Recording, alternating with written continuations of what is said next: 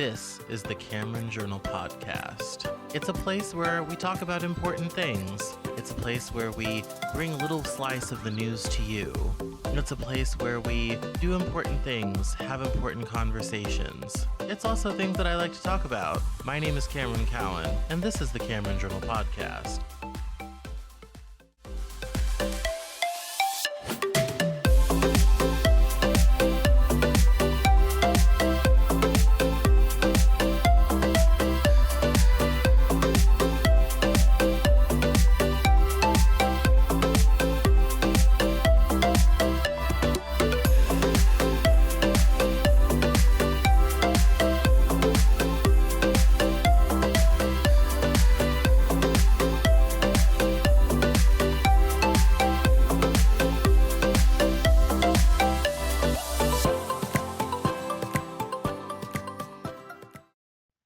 Today on the Cameron Journal Podcast, we are joined by Byron Morrison, who's written a new book called Maybe You Should Give Up.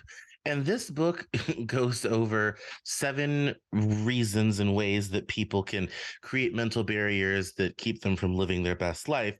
And so we're going to find out what those are, what it means for us here, and how we can break through those barriers to live our best life. So welcome, Byron, to the Cameron Journal Podcast. Hey, thanks for having me on today. I'm excited to be here. Excellent. So, why don't you introduce yourself to us a little bit? Tell us who you are, where you came from, and how you got the idea to write this book. So, my name is Byron Morrison. I'm a mindset and high performance coach, and I'm also an author. And for the last decade now, I've helped people in 15 different countries to really get out of their own way so they can take control of their life. I'm based in the UK, but people I work with are from around the world. So yeah, that's a bird's eye overview. Why I wrote the book is essentially going back to the start of my own journey. I was struggling with my weight. I was stuck in a job that was killing me. I was burnt out. A lot of the time, I knew what I needed to do. I knew the actions I had to take to create the life I wanted, but I was my own worst enemy. I would always sabotage everything from my health to my relationships to my professional success. It was only after I went on my own journey of transformation that I saw that a big part of the reason why I was a stumbling block in the way of what I wanted was because of that voice in my head. I had all of these doubts, these fears, these negative thoughts that stopped me from moving forward. And then over the last decade of working with so many different people, I saw that I wasn't alone. And I figured out that there's actually 7 different areas that every single one of us in one way or another get in our own way. And that was the purpose of the book, to help people break through those mental barriers so they can finally take control of their life. No, that's interesting. So what was the breaking point for you that got you on a journey to a better situation? How'd you hit rock bottom, I guess, is the question. So the big turning point for me was when my dad got cancer. During his treatment, he had most of his bowels surgically removed, and he spent 25 days in ICU. Most of that life support and breathing through a tracheostomy. Luckily pulled through, which is something that I'm eternally grateful for. But that was the realization for me that I had to change. And I wish I could say that that was some big epiphany moment and overnight my life transformed, but it really wasn't the case. Like, I got really motivated. I wanted to get in shape. I wanted to do all these things, yet still my own way. Like, I'd do really well like going to the gym, and then I would just completely lose motivation, or I'd be doing well trying to further my goals and work on like advancing my career, but then I would get derailed. So it's just still the stop and start cycle. And it was only when I really started diving into the mindset and psychology behind it that I started to realize why all of this was going on. And this is one my big driving forces behind what I do, is I speak to so many people who've got such good intentions. They want to change, they want to move forward, yet they still can't. So it's just really interesting for me to see why people actually are their own worst enemies and what it really takes for them to break through that. No, that's a very interesting thing. I think one of the difficult things is motivation is so fleeting. It's here today and gone moments later. How do you keep motivation going on a long-term project like losing weight or eating healthier? That takes months to really see any result. How do you keep motivation going? For me, you've got to take motivation out of the equation, because anyone can take action on the day so they feel motivated. But it's on the days that you're not that really is going to define your results. And this is why one of the big things that I believe is you have to figure out a reason bigger than yourself as to why you're doing what you're doing. Because if you have a purpose behind it that you're striving towards, then it becomes easier to make your reasons to do something bigger than your reasons not to. Then on the days where you don't feel like getting out of bed, you don't feel like working on whether it's a health goal, a business, whatever it is, you can remind yourself, okay, these are the things I need to follow through with. Like if I use myself as a perfect example right now, with this book, we've got some pretty big goals. When I first became an author nearly a decade ago, my big dream was I really wanted to hit New York Times. Now, with this goal, that's our main target. But whether or not we do it, it's going to come down to the actions I take. So I've printed out in front of me a picture of the New York Times bestseller list, and I look at that every single morning. And then on the days, like so much of what I've been doing as part of this campaign is filming Instagram and TikTok videos and all of these things. And there are so many days I don't want to do it. I'm like, the last thing in the world I feel doing is filming 15 more videos today. But I look at that and I'm like, do you know what? This is the reason why I have to do it. Because I know 3 months from now, I'll either be glad that I pushed myself to take action or I'll regret what I didn't do. And that's what I use in order to have the discipline to follow through. So it goes back to what I was saying. You have to have a reason bigger than yourself and something that outweighs your excuses to push yourself to follow through. Where do you get the energy for all this from? I'm exhausted just hearing about it. It's just something I decided to do. And then for me, it's just a big thing of breaking it down into small steps. Because I find a lot of the time people get derailed energy wise because they're focusing too much on where they're trying to get to. So it just seems overwhelming. Whereas if you just figure out, okay, what do I need to do today? What small actions can I take that are going to help me move forward? And then that has a compounding effect. Because we can get stuck in our own head if you think, oh, this is where I want to be a year from now, or I've got this huge goal that I want to accomplish. That just seems so daunting.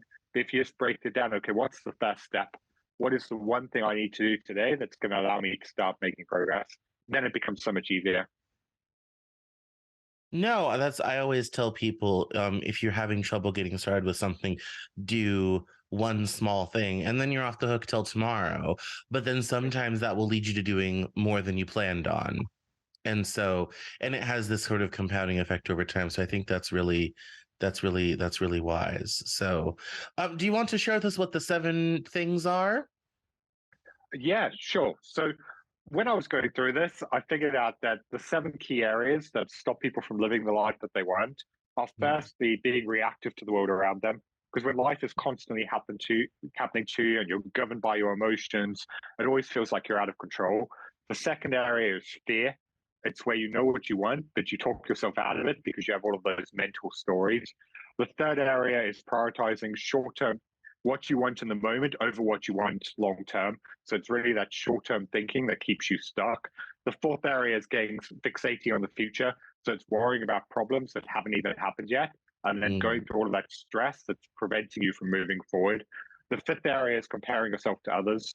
So it's where you're constantly beating yourself up over what everyone else is doing, and then using that to talk you out of what you actually want. The sixth area is being too hard on yourself.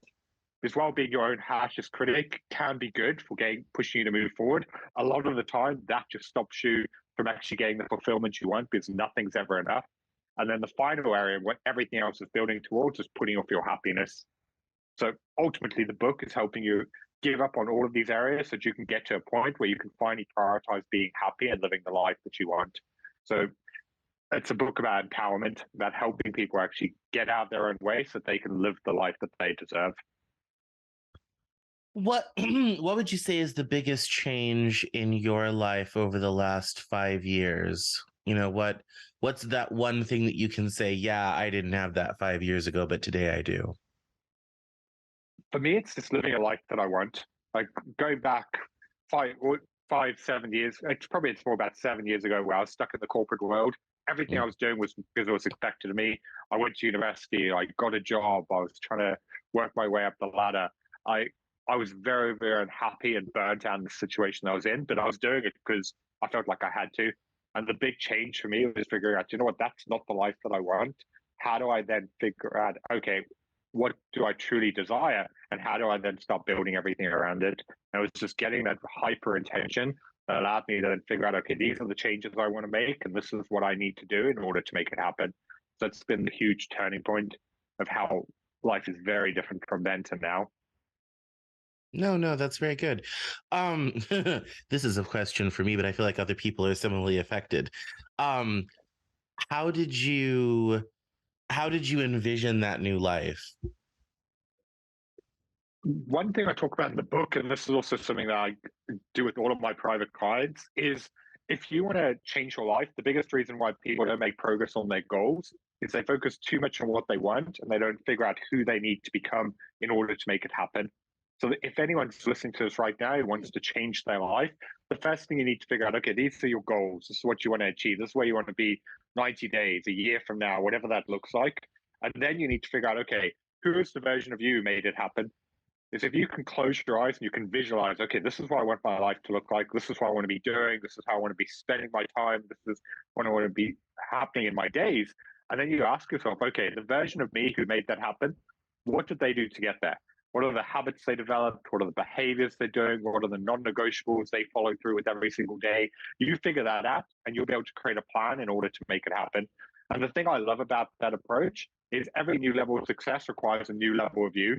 So if you're just relying on your current way of doing things, that's the exact reason why you're stuck. Because if you can start pushing yourself to show up as the version of you that you want to become, that's how you can make momentum. And then on the days where you don't feel like taking action or you don't want to get out of bed, it's all about asking yourself, like, what would the version of me who's achieved his goals do right now? Would he make excuses? Would he put it off? Or would he push himself to follow through, even if he doesn't feel like it? Because when you start thinking and believing and showing up as the version of you that you want to become, that's how you actually change your life. No, no, that's brilliant. That seems so daunting at some level. It's hard, I think, for some people, and by some people I mean me. I'm the problem at me. Um, it's hard to visualize who that future person is and can be and what that would look like and all this type of thing. Yeah. It's a I difficult get it thing. 100%. I 100% get it because that it was very hard for me as well when I first started. And that's why I think like my content relates to people because I can empathize because I was never that hyper successful, athletic, like amazing person. Like I was just a normal guy who was stuck in his life. And that's why I can go in with that level of empathy and be like, it's incredibly hard.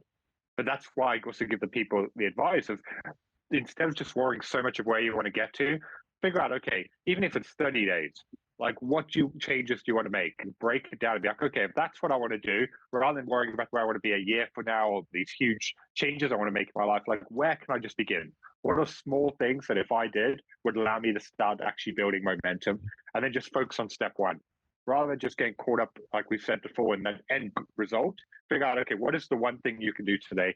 What is one thing that's going to help you get close to your goals? And that's how you build your confidence. But people just overthink it. They just get paralyzed in fear because they're like, oh, this is such a huge, daunting thing. I don't know how I'm going to do it. And that's why they don't make progress. So it's just all about, okay, how do you get out of your own head here and be like, okay, what can I just do today that's going to allow me to actually make progress? Well, yes, I think that is a good way to get started. I think it's kind of a fascinating process and journey. I here the other thing that I find is also kind of, like I'm the problem, it's me, is I love getting to my destination, can't stand the journey or the process to get there. Drives me nuts. I'm the type of person like let's just skip to the end. Like let's presume I've done it all and let's just Uh, skip to the end. the unfortunate thing with that is life doesn't work that way. And this is why, as cheesy I've as it found sounds, that. like like happiness and fulfillment doesn't come in the end result. It comes from the journey, and the journey takes place in the present. And that's why we have to just start slowing down. Because if we just the reality is you're never going to get to where you want to be. Because whatever you want right now, as soon as you get close, that goal line's going to move. And this is why so many people become unhappy and unfulfilled because they're always living in the future and telling themselves, like, once I achieve this, or I get that goal or that milestone, then I'll be happy. Then I'll take some time off. Then I'll spend more time with my family. Yet that's what they said the time before and the time before that. And I'm as guilty of this as anyone. It's so easy to just keep convincing yourself that you want it all right now and that instant gratification mentality. But that in itself, if you don't have the journey along the way, it doesn't mean anything. Like if you just were like, okay, this is what I want my life to look like, and you just snapped your fingers and it happened, it didn't mean anything because you did nothing to achieve it. And this is why a lot of the time, like when you actually know, like, you know what, I put in the work, I pushed myself, it happened. You allow yourself to enjoy the process, the ups and the downs along the way. That's when it means so much more. And it's the same as you see people who are desperately unhappy because they've just fallen into a life where everything's been given to them and everything's been easy. And then they just can't appreciate it. Whereas the people who've really pushed themselves, they actually be like, you know what, I've shown up, I've done it, and it means so much more. And that's why you've got to balance that desire to want something with being like, you know what, it's going to take time, and that's okay. Yes, no, I always tell people I'm the most patient, impatient person you've probably ever met. Um, I'm content to wait decades for certain things. I also want everything to happen yesterday. It's one of my paradoxes. So yes, I think that's quite interesting and quite important. Who do you think is best served by reading your book? So with this book, when I was writing it, I was very much thinking of my younger self. I was like, what would that guy who was stuck, who was unhappy, what would he need to hear in order to turn his life around? So that's the person I had in mind, like a 26-year-old version of me when I was going through it. But with that being said, the book is very much a universal message. Like this is something that over the last decade, working with people from so many different backgrounds, like there's lessons in here applicable to someone, whether they're starting out in their career or whether it's a single mother or a mother at home who's feel like she's prioritized everyone else above themselves, whether it's like a guy who's feeling stuck in his life. There's so many universal lessons in here that I think every single one of us struggles with in one way or another.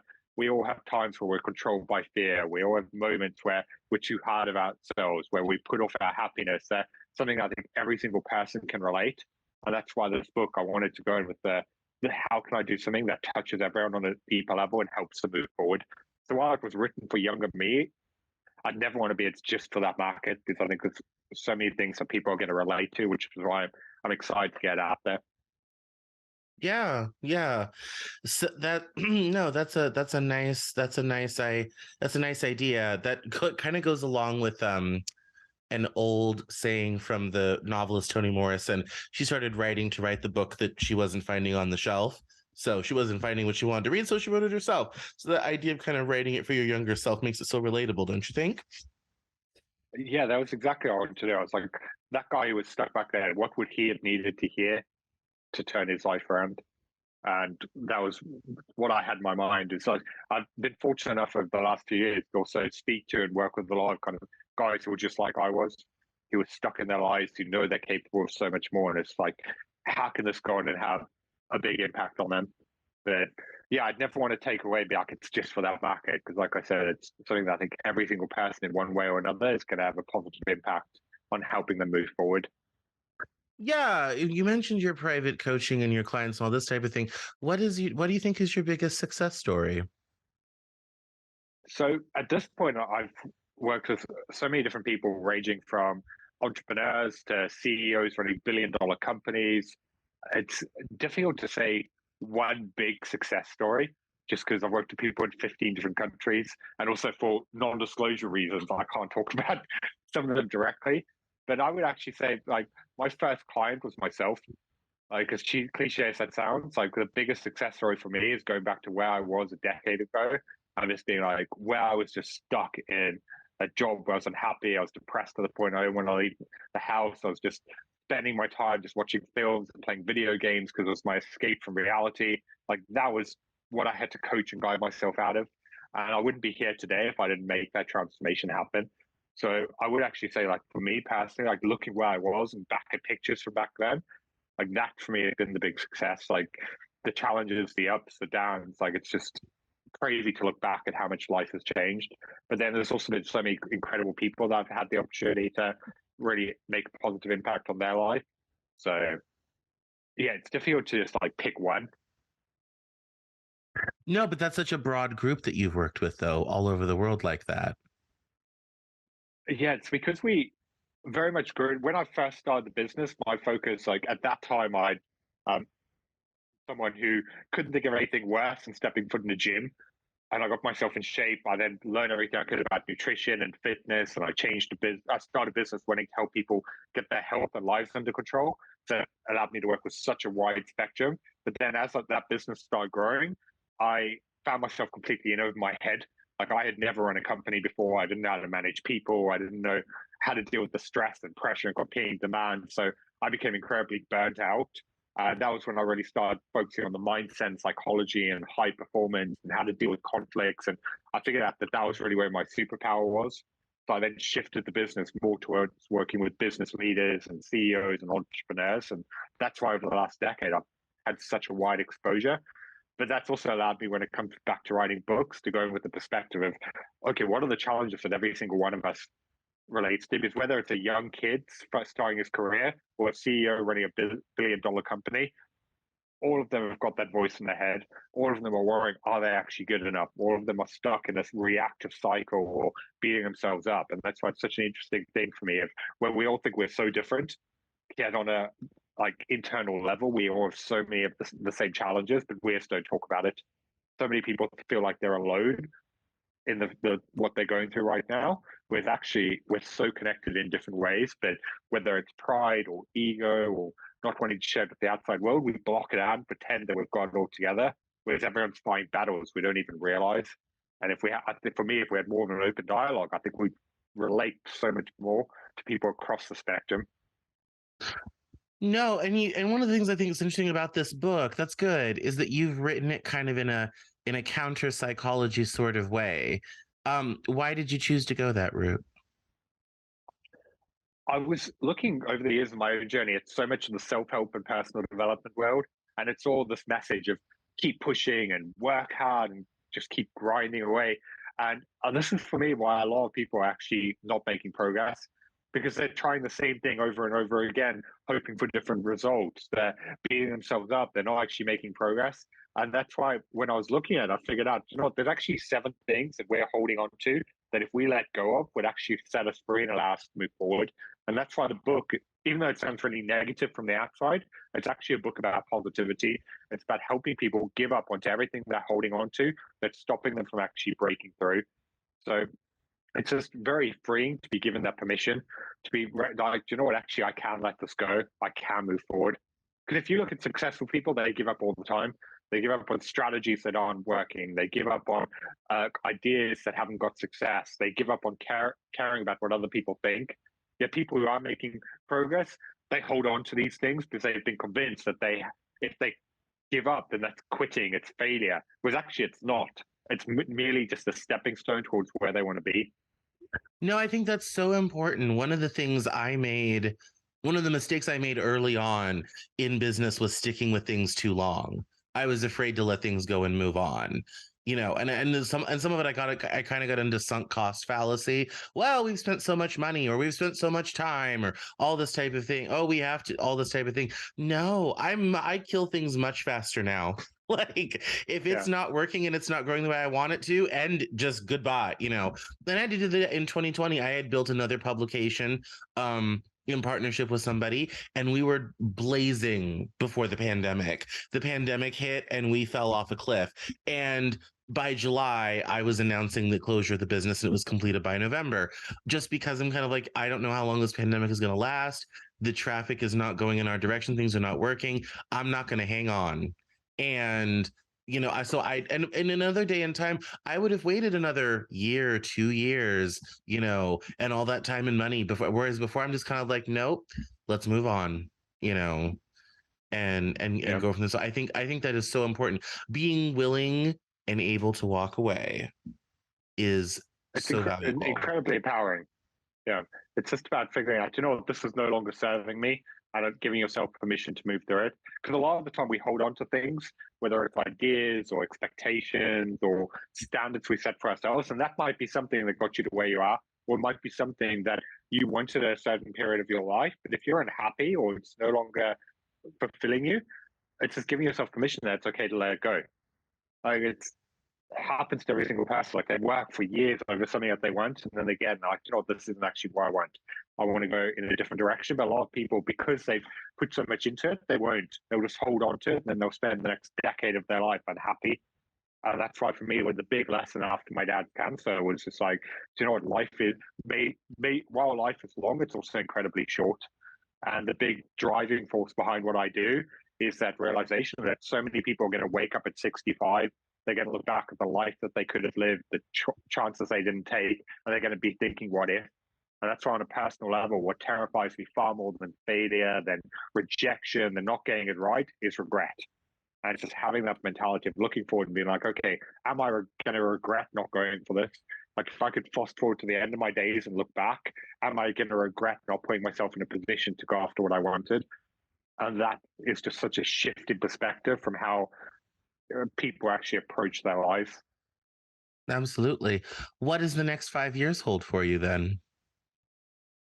The big thing is firstly getting the book out, and then I've got some ideas of I want to launch the speaking side of my business. So I Me really want to start too. I'm looking at also launching speaking this year. amazing. Yeah. Yeah, it's something I've really wanted to do, and I had a lot of plans to get done, and then the pandemic hit, and it got completely derailed. So yeah, Yes, so we are that's in the going to be same the next boat. step. I'm finally getting back to where I was 3 years ago. Funny how that works. Crazy, like how much life was turned upside down. But it was a great opportunity as well. If that pandemic hadn't hit, I probably wouldn't have doubled down and focused on this book. So the speaking No, there side is of it, something to I'll that. get. I gave away 2,000 copies of my first book, What the Hell is Going On During the Pandemic. Best marketing I've ever done. People were responsive. They were bored at home. They were reading. Like my Twitter following doubled. I mean, it was one of the best completely guerrilla market. It was very expensive, but completely great guerrilla marketing campaign ever. I mean, yes, absolutely. It is. No, that's really cool. So you're going to be doing some speaking. You finished your book. You're going to be doing some speaking. What else? What else is the in the near future?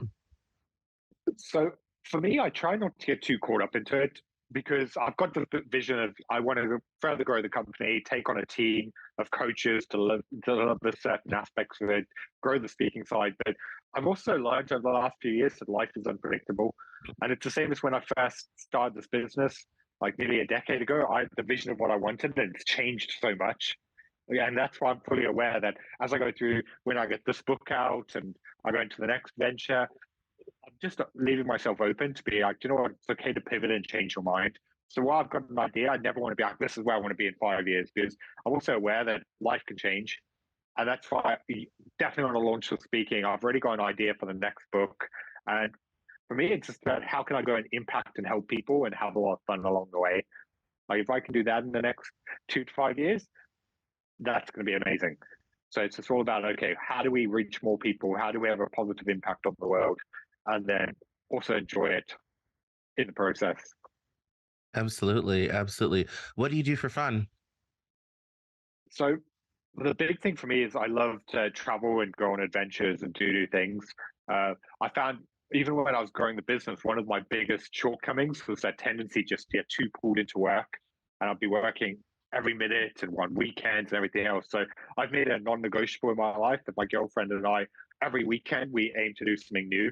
Like we'll go see a new place, we'll go try something new, we'll go for dinner somewhere we haven't been before. And it's just like putting ourselves in positions where we can just get out.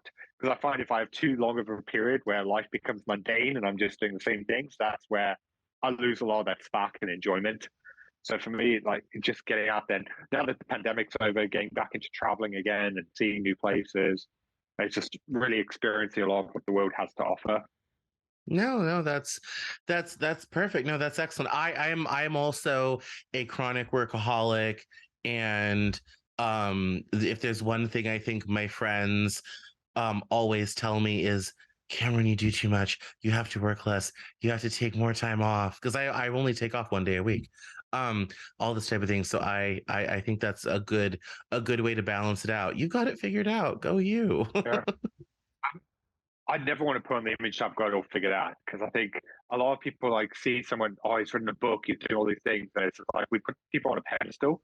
And that's why I always be like, you know what, I still struggle with work life balance. I still have times where I think too much about work. And it's just being an open example of like, I would never claim to have things all figured out. And I think this is where it really comes down to uncovering like, what life do you want? Because if you're working 6 days a week and you're loving what you're doing and you're happy, amazing. It's just a lot of people get in their own head because people give them advice or tell them what they should be doing and how they should be living their life, and then they actually don't enjoy it. And this is why I'm such people. Either if you need to figure out, okay, what is the life that you want, and then give yourself permission to live it. If you want to work 6-7 days a week because it fires you up and you love it, do it. If you're somebody who wants to find a way to build a life where you work 4 days a week and you can spend the rest of the time with your family and focus more on balance and other stuff, amazing. At the end of the day, it's who's ever listening to this life. And if you can take one thing away from this episode, it's just give yourself permission to actually start living for yourself, whatever that looks like. At the end of the day, what makes you happy, and then build everything else around that, because that's all that really matters. No, I think that's vital, and I think that's a good thing to end on. Why don't you give us, this is a when we do plugs, so why don't you tell us where we can find you online, where we can interact, and when the book will be out? I think it's in June. So give us all the details so that we know where to find it. So you can get the new book, Maybe You Should Give Up, anywhere that you can order books, whether that's Barnes & Noble, Amazon, or any other book retailer. You can also find out more about me at byronmorrison.com. And I'm active on everything from LinkedIn to Facebook, Instagram, and TikTok. Just search for author Byron Morrison, and I'll come up, and I'll put daily videos and content and everything out on those platforms. Excellent. Wonderful. Well, thank you so much for coming on the Cameron Journal podcast. Thanks for having me on today.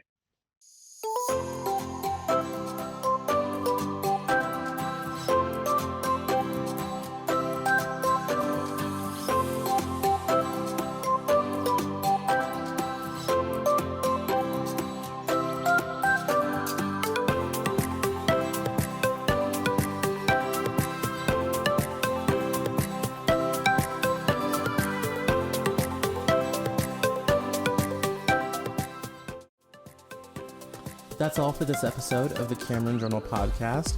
Thank you so much for listening. Visit us online at CameronJournal.com. We're on Facebook, Twitter, and Instagram.